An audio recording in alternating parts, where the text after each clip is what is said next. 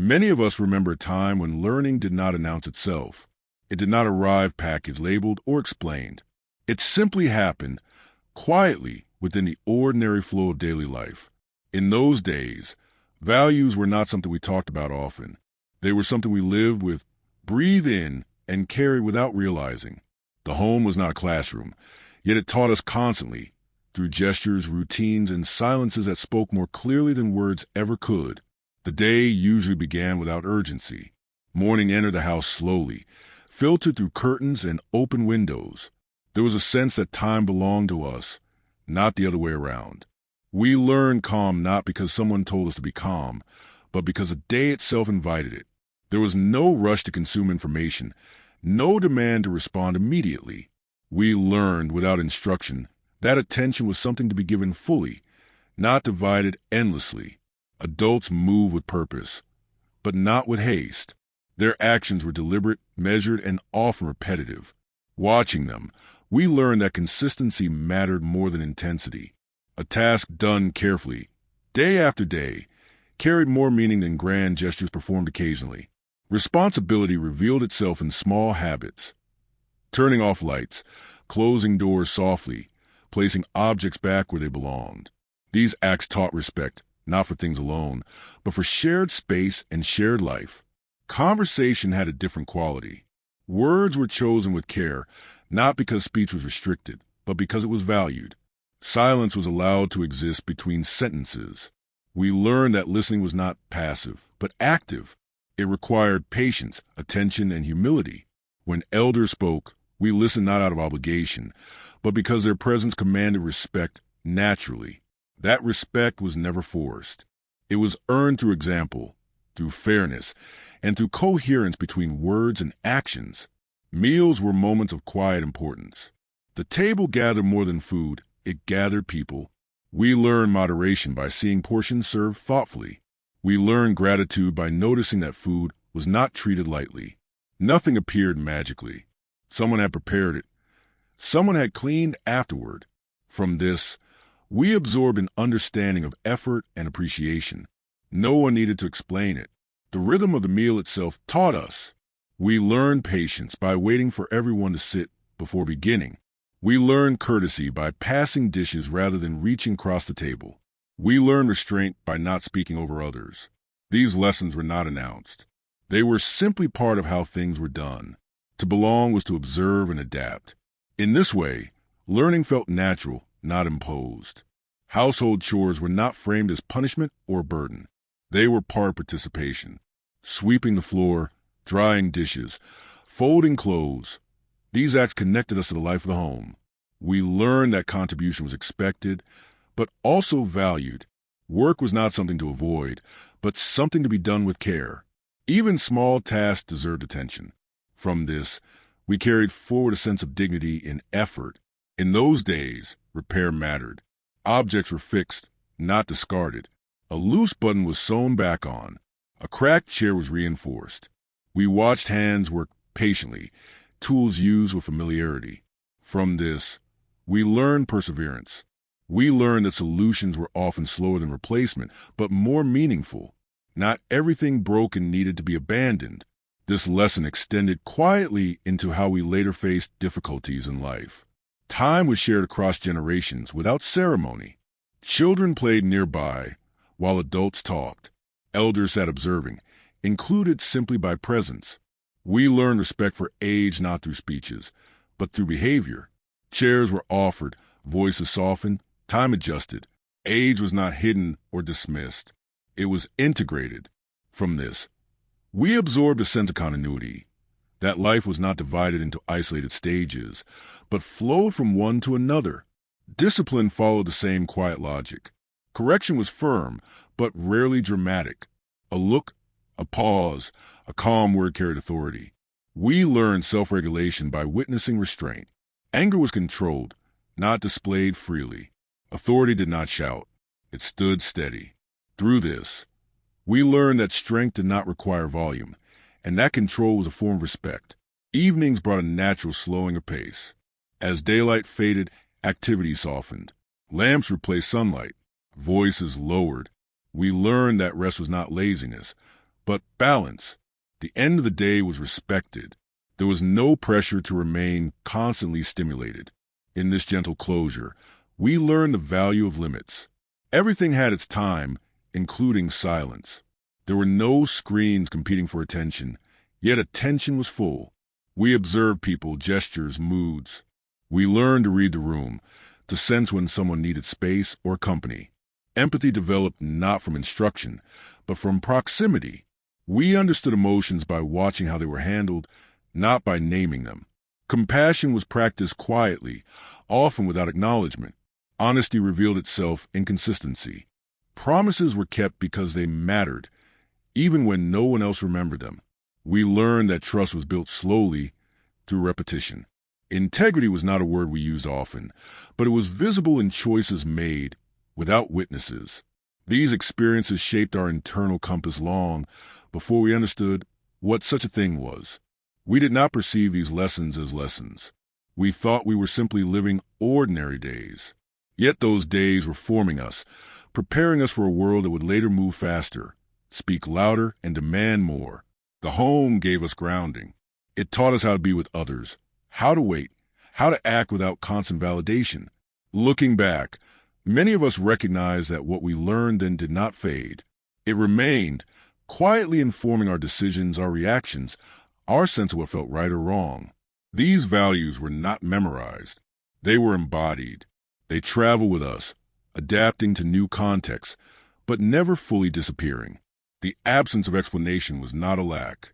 It was a strength. It allowed understanding to grow organically. We were trusted to observe, to imitate, to internalize. Learning felt like belonging, not obligation. And perhaps that is why it endured. As time moved forward and the world changed, these early impressions became reference points. They reminded us that learning once came from presence, not from constant input. That values were once transmitted through living, not through telling. The home could teach without ever announcing itself as a teacher. In remembering this, we do not idealize the past. We simply acknowledge its rhythm, a rhythm that allowed time for observation, space for silence, and continuity between generations, a rhythm that shaped us gently, persistently, and deeply. And so, when we speak of values learned at home rather than on a screen, we are not rejecting progress.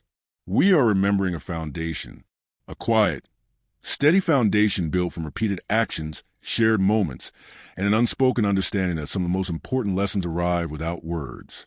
As the days repeated themselves, we came to understand that learning at home was inseparable from time itself. Time was not something to be filled, optimized, or conquered. It was something to be inhabited.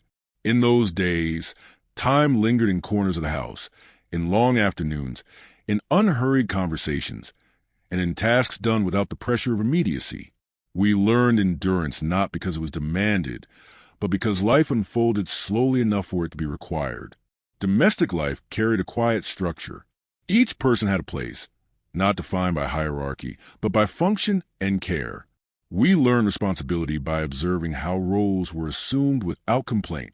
Someone always knew what needed to be done and did it, not for recognition, but because it was necessary. From this, we absorbed the idea that contribution was part of belonging. No one needed to remind us that the home functioned because everyone participated. We learned boundaries in subtle ways.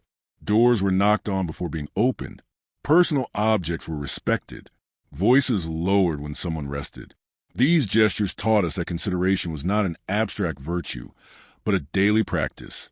We learned that living together required attention to others, even when no rules were stated. Respect was woven into routine. Mistakes were treated with proportion. When something broke, spilled, or went wrong, the response was measured. We learned accountability by being included in the solution rather than excluded through blame. Cleaning a mess, repairing damage, or apologizing were part of learning how actions carried consequences. These experiences taught us responsibility without humiliation, correction without fear. Social life extended naturally from home. Neighbors were known by name. Greetings were exchanged without hurry. We learned courtesy not from instruction, but from repetition. Holding doors, offering help, acknowledging presence. These acts shaped our sense of community. The world beyond the house felt familiar because the values practiced inside were carried outward. Visits were moments of shared rhythm. Guests were welcomed without performance. Hospitality was simple, sincere, and unannounced. We learned generosity by seeing what was available shared without calculation.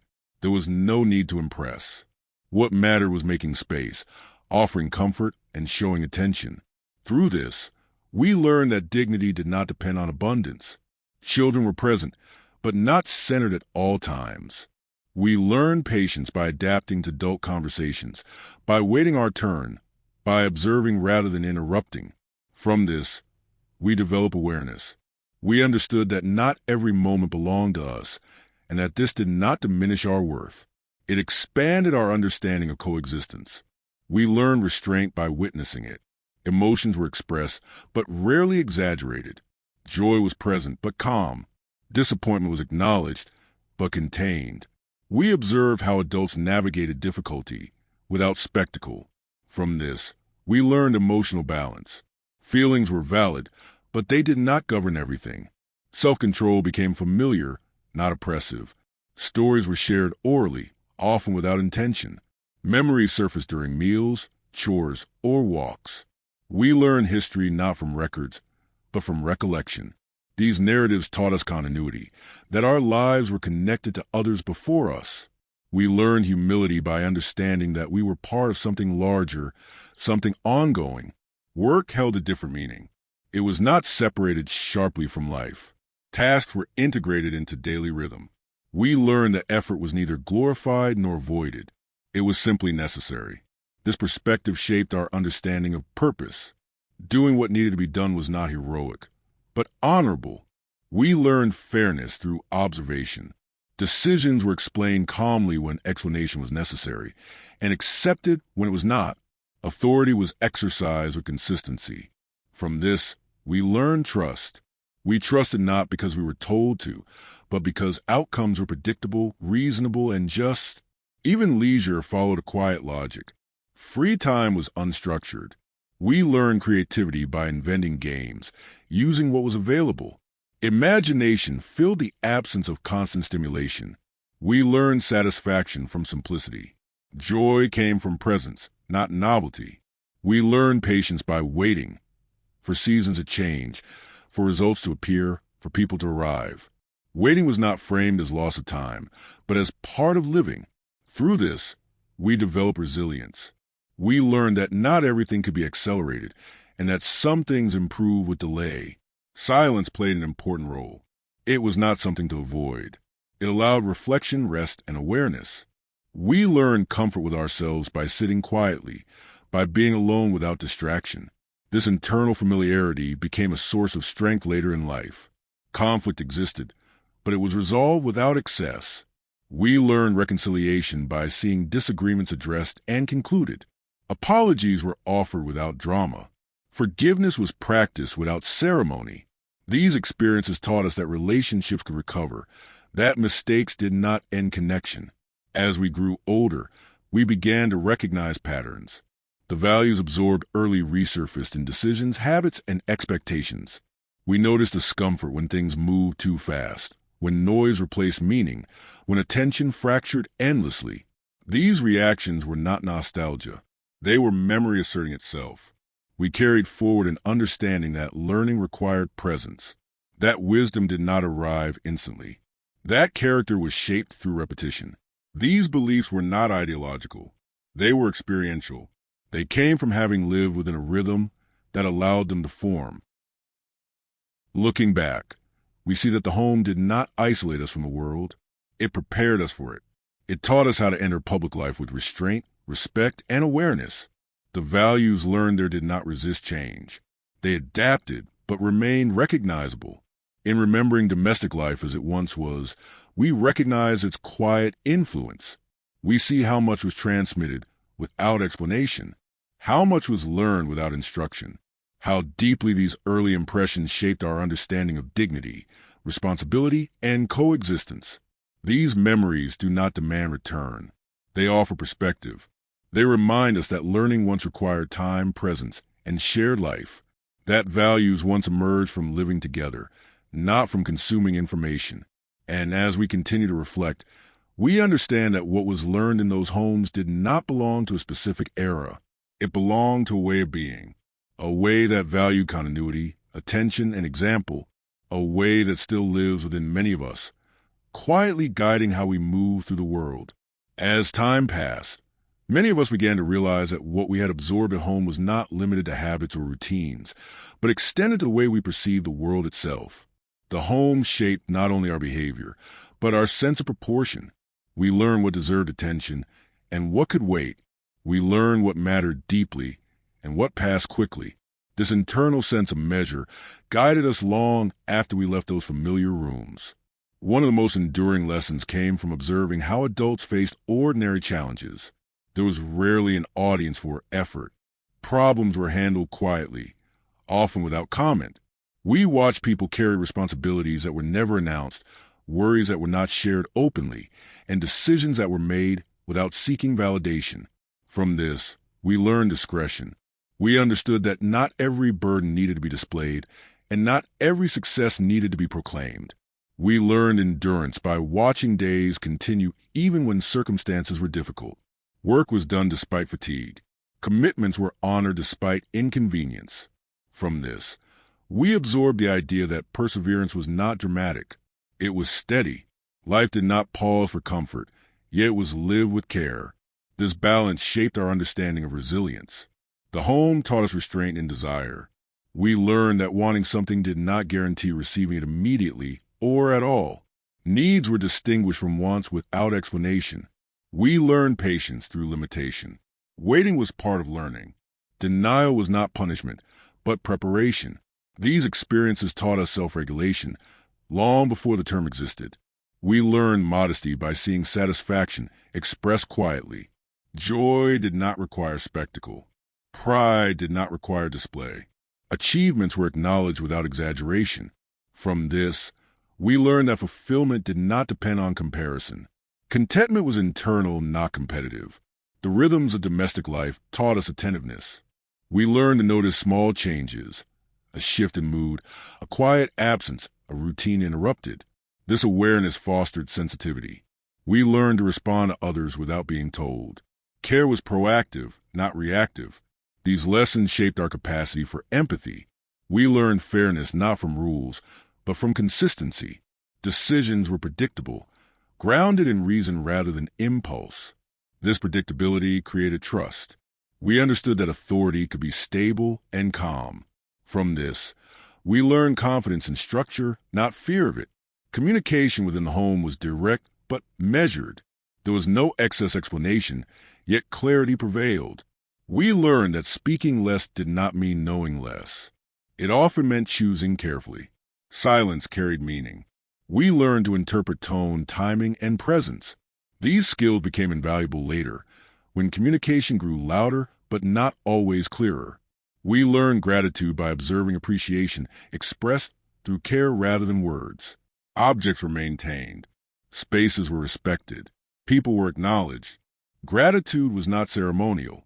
It was practical. This taught us to value what was already present. We learned responsibility through trust. Tasks were assigned without constant supervision. Expectations were clear, but autonomy was allowed. From this, we learned accountability. We understood that trust was something to be honored, not tested repeatedly. Leisure moments reinforced creativity. Without constant entertainment, imagination filled the space. We learned to engage with our surroundings, to invent, to adapt. These experiences taught us resourcefulness. We learned to make meaning from what was available. The absence of constant stimulation allowed reflection. We learned to think before responding, to observe before acting. This cultivated judgment. Decisions were informed by experience rather than impulse. We learned that thoughtfulness was not hesitation, but wisdom. We learned continuity by seeing traditions repeated without explanation.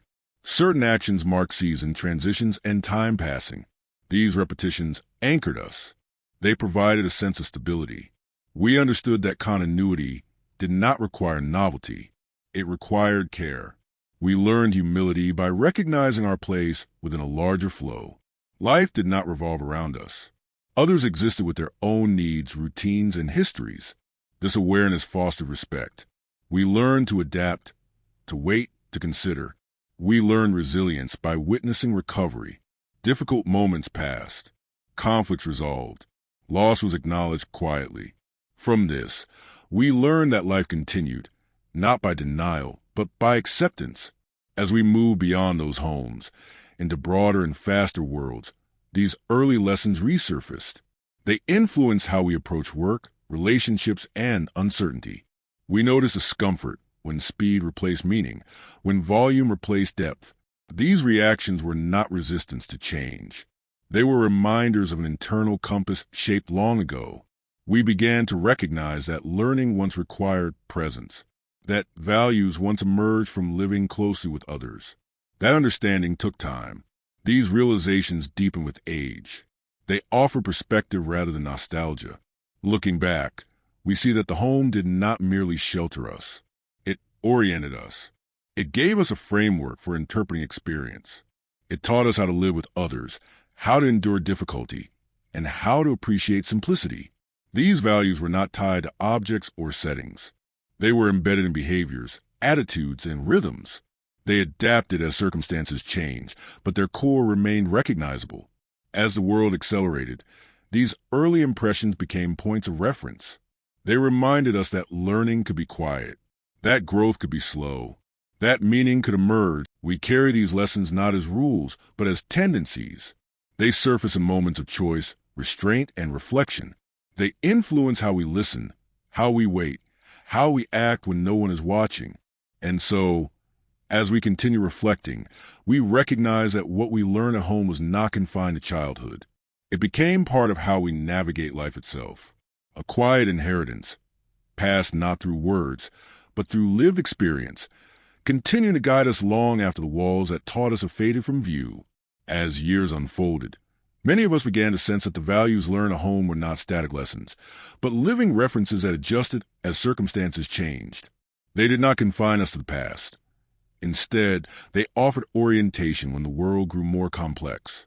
What had once been absorbed quietly began to reveal its depth as we encountered new environments, new demands, and new rhythms of life. One of the most enduring influences of domestic learning was the way it shaped our relationship with work. We had seen effort treated neither as a burden nor as an identity.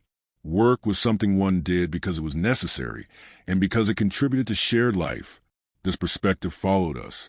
We approached tasks with seriousness, but without spectacle. We understood that consistency mattered more than recognition, and that dignity resided in doing things well, even when no one was watching. We learned moderation through example. Consumption was measured. Excess was avoided not through deprivation, but through restraint. We learned that having enough was sufficient. This understanding influenced how we later related to material success. We sought comfort without excess, progress without waste.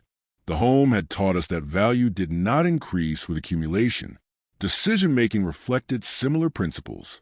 We learned to pause before acting, to consider consequences, to weigh options carefully. This habit came from observing adults who did not rush choices, who accepted delay as part of responsibility. We carried this approach into our own lives, often preferring thoughtful hesitation to impulsive action. We learned the importance of presence. Being physically present was expected, but being attentive was valued. Distraction was rare, not because it was forbidden, but because there was little to distract from. Conversations required engagement. Tasks required focus. This cultivated a capacity for sustained attention that became increasingly rare as the world accelerated. The home taught us how to coexist without constant negotiation. Expectations were implicit, understood through repetition rather than articulation. We learned social intelligence by adapting to these expectations. This ability later allowed us to navigate diverse environments with sensitivity and respect. We learned that authority did not need to dominate to be effective. Leadership within the home was quiet, consistent, and fair. This shaped our expectations of leadership elsewhere. We respected those who demonstrated coherence between words and actions, and we were cautious of those who relied on volume or display. Conflict resolution offered some of the clearest lessons. Disagreements were addressed without escalation. We observed how patience could diffuse tension, how acknowledgement could restore balance. These experiences taught us that resolution was possible without victory or defeat. Compromise was not weakness, but wisdom. We learned humility by observing limits acknowledged openly. Adults admitted uncertainty. They accepted help. From this, we learned that strength included vulnerability. Knowledge did not require pretense. This understanding fostered openness and adaptability. The pace of domestic life encouraged reflection. Without constant stimulation, thoughts matured. We learned to tolerate boredom, to find meaning in repetition. This tolerance became resilience. We learned that not every moment needed to be filled to be valuable. We learned respect for time. Days were structured but flexible. Urgency was reserved for what truly required it. This taught us discernment. We learned to distinguish between what demanded immediate attention and what could wait. We learned care through maintenance. Spaces were kept clean not for appearance, but for comfort. Objects were treated gently. From this, we learned stewardship. We understood that caring for what existed was as important as acquiring something new. Social interactions reflected similar care. Words were chosen thoughtfully. Promises were made cautiously. We learned reliability by observing commitments honored over time. Trust developed gradually, reinforced by consistency. As we encountered the wider world, these early impressions became benchmarks. We noticed when environments lacked coherence, when speed replaced intention.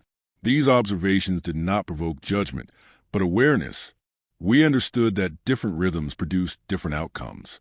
The values learned at home offer stability amidst change. They allowed us to adapt without losing orientation.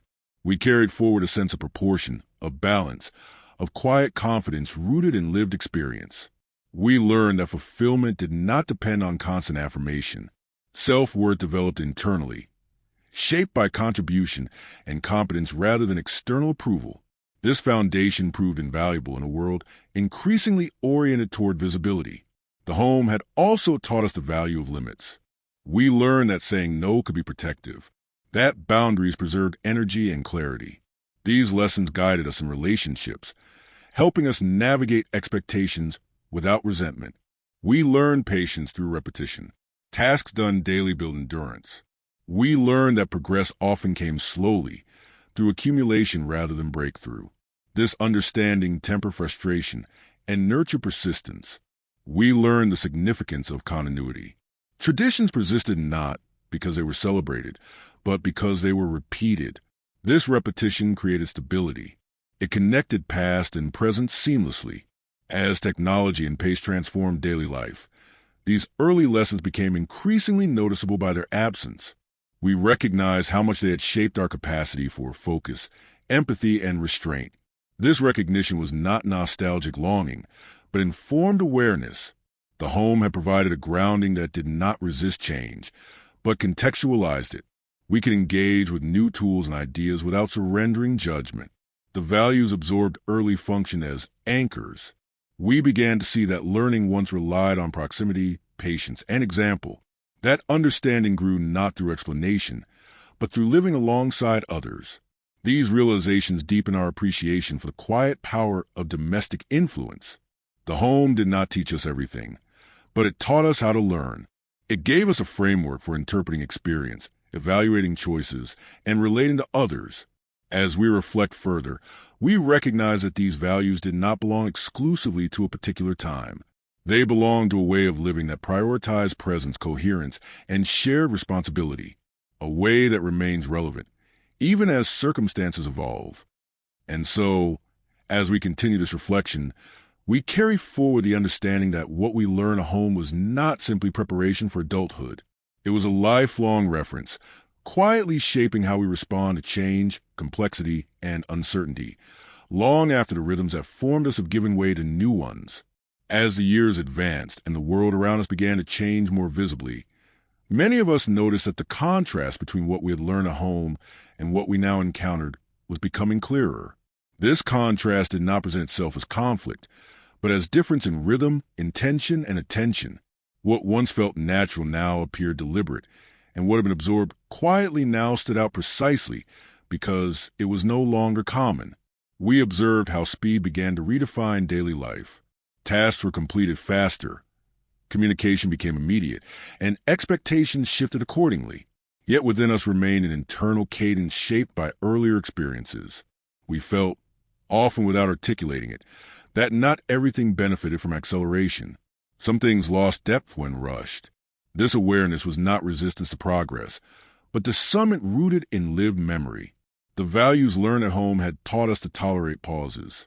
Silence had once been part of communication. Waiting had been part of understanding. In contrast, the present seemed increasingly uncomfortable with both. We noticed how impatience replaced attentiveness, how interruption replaced listening. These observations did not lead us to judgment, but to reflection. We understood that attention had become fragmented, and that something subtle was being displaced. We remembered a time when presence was undivided, when conversations unfolded without competing demands, when tasks were done sequentially rather than simultaneously. From this, we had learned depth. We had learned to finish what we started, to remain with a thought until it matured. This capacity did not disappear, but became less supported by the surrounding environment. We noticed how learning itself began to change. Information became abundant, accessible, and constant. Yet wisdom, which required integration and reflection, seemed less emphasized. At home, learning had been slow because it needed to be. It required observation, repetition, and context. We understood that knowing something was not the same as understanding it. This distinction remained with us. We saw how values once demonstrated through behavior were now often discussed abstractly. There were explanation, instructions, and guidelines, yet fewer lived examples. We realized that example had been our most powerful teacher. Watching someone act consistently over time had taught us more than any directive ever could. This realization deepened our appreciation for the quiet authority of lived values. We noticed how domestic spaces themselves changed. Homes became busier, more connected, yet often less attentive. Time together existed, but attention was divided. We understood how difficult it had become to maintain the kind of presence we had once known. Yet we also recognized that the foundation we carried allowed us to notice this shift. We observed how relationships adapted to new rhythms. Communication became more frequent, but sometimes less considered. We remembered a time when words were fewer, but carried weight. From this memory came a renewed appreciation for deliberate speech. We learned to pause, to choose words carefully, even as the surrounding pace encouraged immediacy. We noticed how the concept of enough became blurred. Consumption increased, options multiplied, yet satisfaction did not always follow. The home had taught us efficiency. It had shown us that contentment came from care and balance, not from accumulation. This understanding shaped our responses to abundance. We learned to choose intentionally rather than reflexively. We recognized how attention itself became a resource. Competing demands sought it constantly, yet we had learned early that attention was something to be given, not surrendered. This lesson allowed us to reclaim moment of focus, to step back, to observe rather than react. We noticed how noise increased, not only in volume but in presence. Information filled every available space. Silence became rare, yet silence had once been integral to understanding. It had allowed thoughts to settle, emotions to be processed. Remembering this, we sought moment of quiet, recognizing their value. We observed how expectations of constant availability altered relationships. Boundaries blurred. The home had taught us limits. Times for work, times for rest, times for conversation. These distinctions had preserved balance. Carrying this understanding, we learned to protect our own limits without resentment. We noticed how younger generations navigated a different landscape. Their learning environments differed. Their references were shaped by immediacy rather than continuity. Yet, rather than judging, we recognized complexity. We understood that each generation adapts to its circumstances. Still, we saw the importance of transmitting not just information, but ways of being. We remembered how learning at home had involved all senses. We had learned by watching, listening, touching, doing. This embodied learning had grounded understanding. In contrast, much modern learning felt abstracted. This contrast deepened our appreciation for experiential knowledge. We noticed how values once reinforced by routine now required conscious effort. Courtesy, patience, and restraint were no longer embedded in structure. They had to be chosen deliberately. The foundation we carried allowed us to make these choices intentionally, rather than unconsciously. We observed how time itself felt compressed. Days filled quickly. Reflection required effort. Yet we remembered a time when reflection emerged naturally. This memory guided us to create spaces for it, even amid change. We noticed how accountability shifted. Public affirmation became more visible. Yet we had learned that accountability began privately. Integrity was internal. This lesson remained relevant, guiding our actions regardless of external validation. We recognized how the pace of life challenged continuity. Traditions became optional. Repetition seemed unnecessary. Yet we understood that repetition had once provided stability. It had connected moments across time. Remembering this, we valued continuity not as resistance, but as grounding. We observed how emotional expression became more immediate, more public. Yet we had learned moderation. Feelings were acknowledged, but not broadcast. This understanding allowed us to maintain emotional balance, even in a more expressive environment. We noticed how attention shifted outward. Visibility became currency, yet we had learned to value substance over display. This foundation allowed us to navigate visibility without losing. We understood that the values learned at home were not incompatible with change. They were adaptable. They did not reject new tools or new rhythms. They offered criteria for use. They asked not whether something was new, but whether it was meaningful. As we reflected, we realized that what we carried was not nostalgia, but discernment. The past did not demand return. It offered reference. It reminded us that learning once involved time, presence, and example. We recognized that these values now required intention.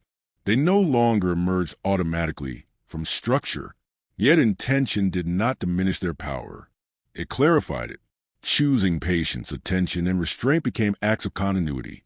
We saw that the home had taught us how to remain human amid acceleration. It had shown us how to live with others, how to wait, how to care. These lessons did not expire. They adjusted. And so, as we continued observing the present through the lens of the past, we understood that the values learned at home were not lost. They lived within us, quietly influencing how we responded to change. They offered steadiness in motion, depth in speed, and meaning in abundance, reminding us that some forms of learning endure precisely because they were never hurried. As time continued to move forward, many of us began to notice that the values learned at home were no longer reinforced by the surrounding environment in the same effortless way. What had once been supported by shared rhythms now depended increasingly on personal choice. This shift required awareness. It demanded that we recognize what we carried within us and decide, consciously, whether to preserve it. We began to understand that continuity was no longer guaranteed by structure. It had to be sustained by intention. The habits once formed naturally now required deliberate attention. Courtesy, patience, and presence did not disappear, but they needed protection. This realization marked a turning point in how we related to our own learning. We were no longer only receivers of values, but their custodians. We observed how easily attention could be dispersed.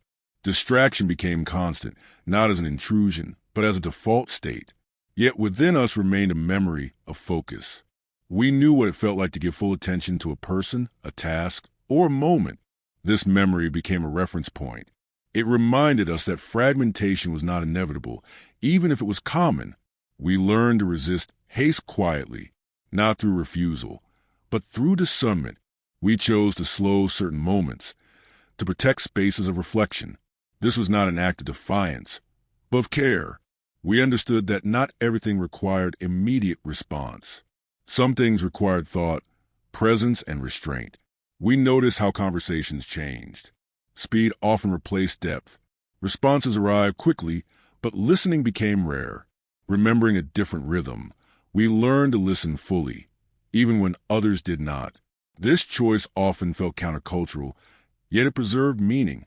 It allowed understanding to surface where haste might have obscured it. We observed how responsibility was increasingly externalized. Systems reminded, tracked, and enforced.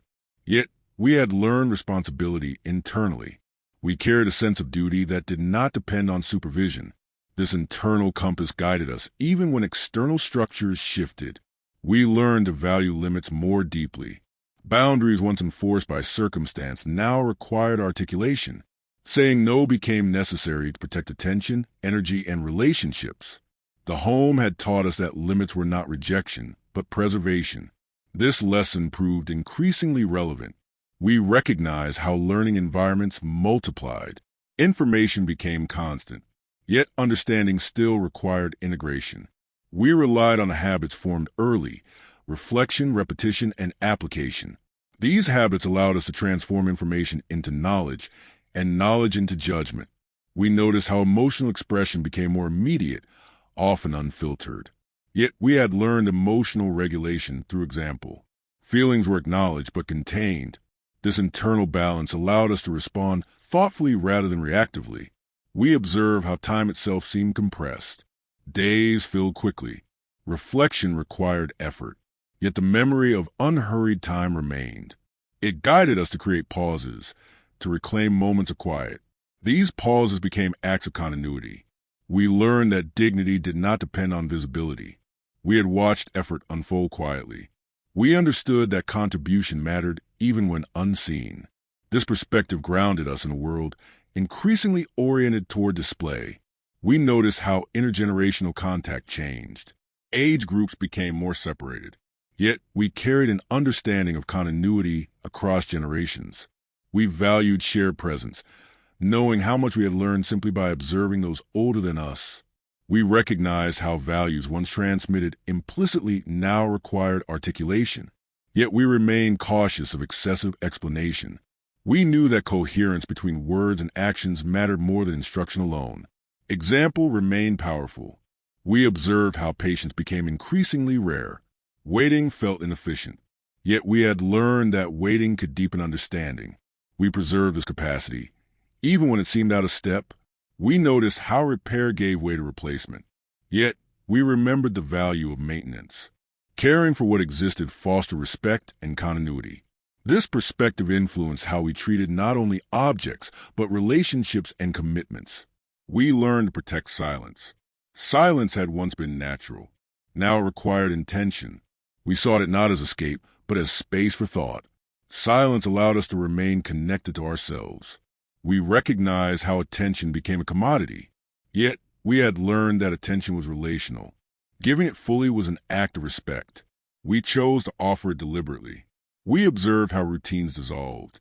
Yet we remembered how repetition had created stability. We reintroduced routines where possible, not as rigidity, but as grounding.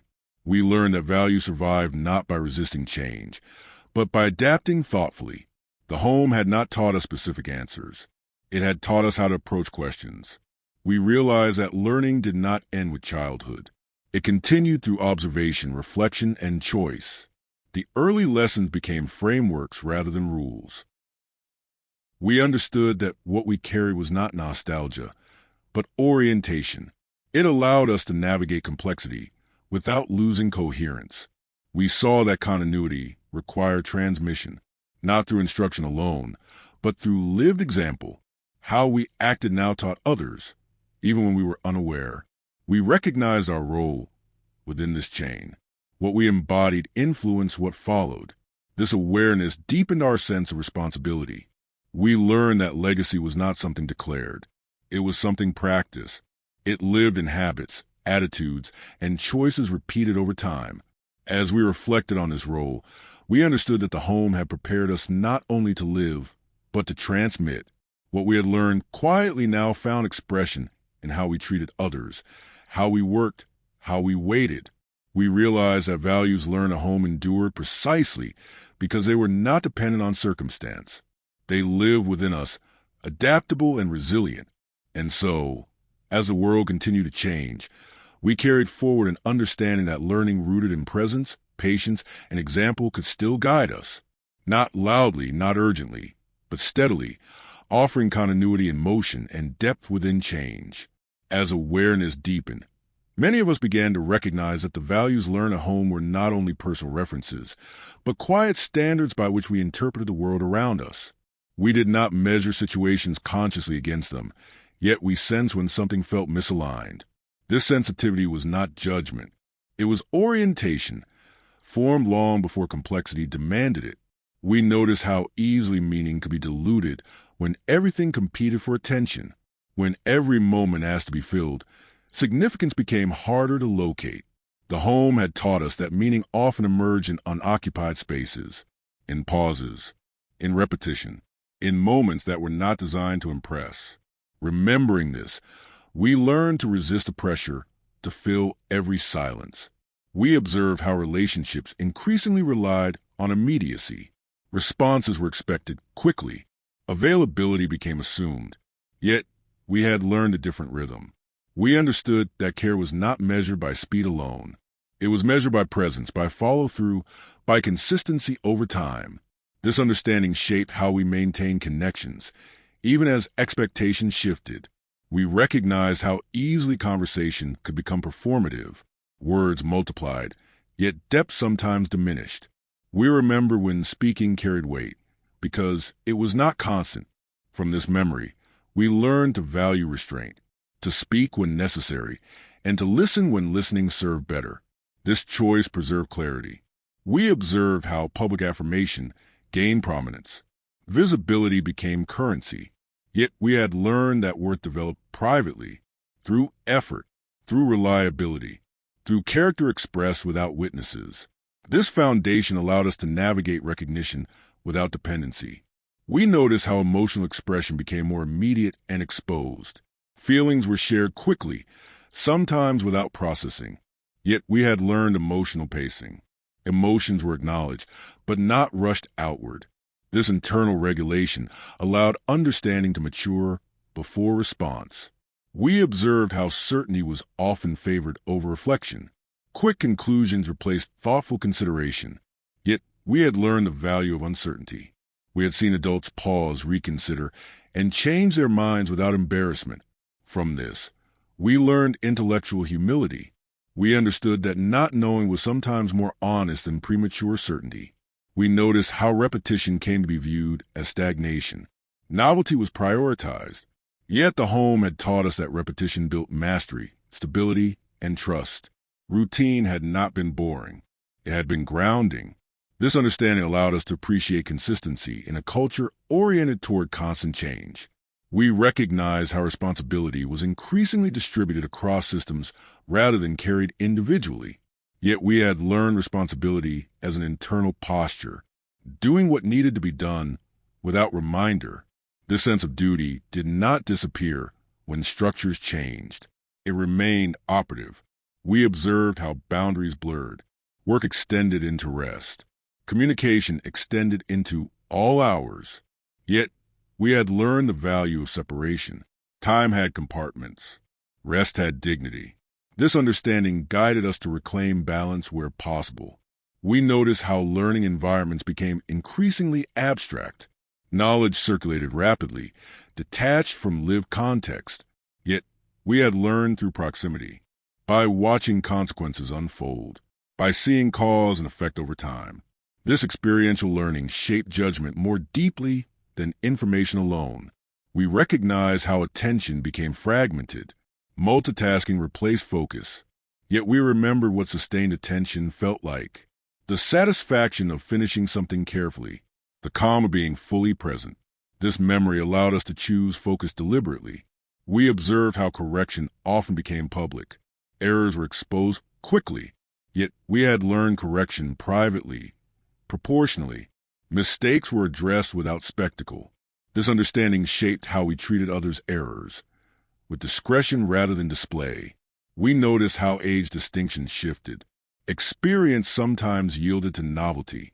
Yet we had learned to value accumulated understanding. We respected experience not as authority alone, but as perspective shaped over time. We recognized how time itself felt increasingly compressed. Yet we had learned patience as endurance, not delay. Waiting had once been formative. This memory allowed us to endure uncertainty without agitation. We observed how consumption promised fulfillment, yet we had learned sufficiency. We knew how little was required for comfort when care and balance were present. This understanding informed our choices amid abundance. We noticed how public discourse grew louder, yet we had learned that influence did not require volume. Quiet consistency often shaped more enduring outcomes. This lesson guided our engagement. We recognized how values increasingly required articulation, yet we remained aware that articulation without embodiment lacked force. We knew that coherence between action and intention mattered more than explanation. We observed how connection sometimes replaced presence. Communication multiplied, yet attention divided. Yet we had learned the difference between being reachable and being available. This distinction informed how we gave ourselves to others. We recognized how fatigue became common. Constant input exhausted attention. Yet we had learned the restorative power of quiet routine. Repetition had once replenished rather than depleted. This memory guided our search for restoration. We noticed how accountability became externalized. Metrics replaced conscience. Yet we had learned integrity internally, doing right even when unseen. This foundation remained stable. We recognized how legacy often became symbolic rather than lived. Yet we had learned legacy through behavior. What was repeated mattered more than what was declared. We observed how learning once occurred without urgency. Growth was assumed to take time. This assumption fostered patience. We carried it forward. We realized that the values learned at home had not aged. They had simply become less visible. Their quiet nature made them easy to overlook, but not obsolete. We understood that these values required renewal through practice, not preservation through resistance, but continuation through adaptation. We recognized our role in this continuation, not as teachers through instruction, but as examples through conduct. Others observed us, just as we had once observed. We learned that continuity depended on embodiment. What we lived communicated more than what we explained. As we reflected further, we saw that the home had not only taught us how to live, but how to endure change without losing coherence. It had given us an internal rhythm that persisted even when external rhythms shifted. And so, as we moved forward, we carried these values not as relics, but as living references. Quiet, steady, adaptable, guiding how we listened, how we waited, how we chose, allowing us to remain anchored amid motion and attentive amid acceleration. As we reached the far end of these reflections, many of us recognize that what we learned at home was never meant to remain confined to memory alone. It was not preserved so that it could be admired from a distance, but so that it could continue quietly, shaping how we move through the present. The values absorbed without instruction were not fragile. They were resilient precisely because they were lived, not declared. We come to understand that continuity does not require replication of circumstances. The homes we grew up in may no longer exist as they once did. The world they belonged to has shifted, expanded, accelerated. Yet the essence of what was learned there remains transferable. It does not depend on furniture, routines, or eras. It depends on posture, attention, and choice. Many of us have noticed that the strongest moments of transmission occur without intention. We are not always aware when others are watching. We do not announce our values. We demonstrate them in how we wait, in how we listen, in how we respond to inconvenience or disagreement. These moments echo the way we once learned, through observation rather than explanation. We see now that legacy is not something reserved for grand gestures. It lives in repetition, in how we greet others, in how we honor commitments, in how we maintain balance between urgency and care. These actions may seem small, yet they accumulate. Over time, they create an atmosphere, just as the homes of our past once did. We recognize that silence still has a place. Even when the world grows louder, silence continues to offer clarity. We learned early that not every moment requires commentary, that some understanding emerges only when space is allowed. This lesson remains valuable, offering relief from constant stimulation and noise. We understand now that patience is not passive. It is active endurance. It is the ability to remain steady without forcing resolution. We learn patience not as delay, but as trust in process. This trust supports us when outcomes are uncertain and time feels compressed. We recognize the enduring value of attention. To give attention fully is to honor the present moment. We learned this at home when attention was undivided and presence was expected. Carrying this forward, we learn to resist fragmentation, choosing depth over dispersion whenever possible. We understand that respect, once learned through daily conduct, continues to guide interactions. Respect for time, for others, for limits. It does not require formal acknowledgement. It is expressed through restraint, courtesy, and consistency. We see that restraint itself remains misunderstood in many contexts. Yet we learn that restraint was not denial. It was discernment. It protected energy, relationships, and focus. This understanding allows us to navigate abundance without excess and choice without confusion. We recognize that emotional balance, learned through example, remains a quiet strength. Emotions are acknowledged, but not allowed to govern everything. This balance supports resilience. It allows us to face complexity without becoming overwhelmed. We understand now that responsibility begins internally. Systems may assist, but they cannot replace conscience. We learn responsibility through trust, through being relied upon without supervision. This internal sense of duty remains intact, guiding actions even when external structures change. We recognize that fairness, once experienced through consistency rather than argument, remains foundational. Predictability builds trust. Coherence fosters security. These principles continue to shape how we relate to authority and how we exercise it ourselves. We see how repetition, once natural, now requires intention. Yet repetition still builds stability. Routines offer grounding. They connect moments across time. Remembering this, we choose continuity where possible, not out of nostalgia, but out of wisdom. We understand that learning remains inseparable from living. Information alone does not shape character. Experience does. Observation does. Time does. The home taught us this long before it could be articulated. We recognize that humility, learned through proximity to others and acknowledgement of limits, remains essential.